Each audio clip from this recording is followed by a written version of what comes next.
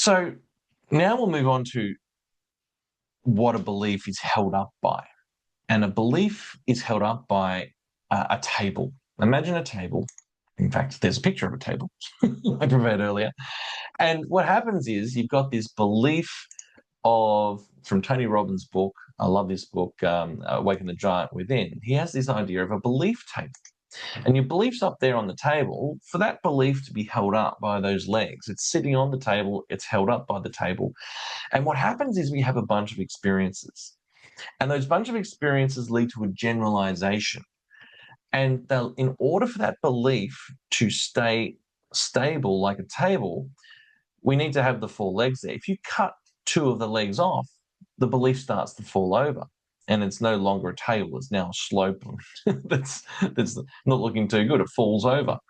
And so the belief starts to not be real, right? So the goal is to introduce some doubt, and the goal is to open up other possibility.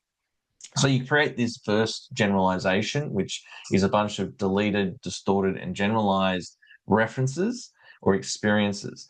Your brain figures out that, well, okay, if this equals that, you have three experiences, therefore you just assume it's going to happen a fourth time. And it starts to build up the legs of a belief.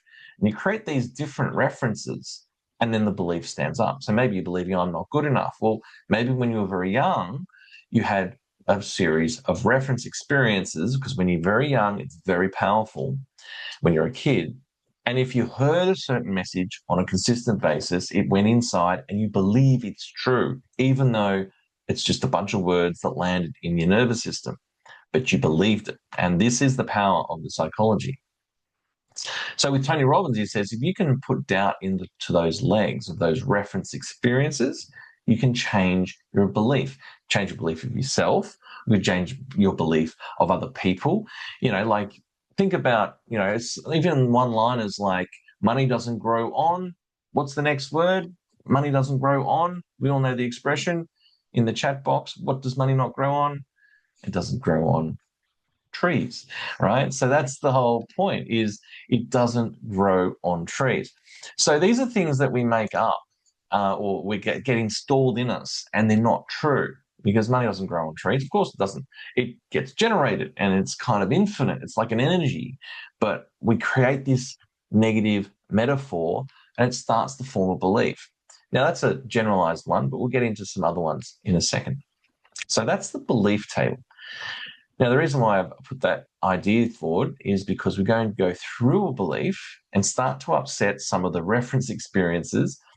One of the caveats might be, if you've identified into that belief, then that's going to be a different game we'll have to play, because it's not just the belief. There's a whole bunch of I am statements going on.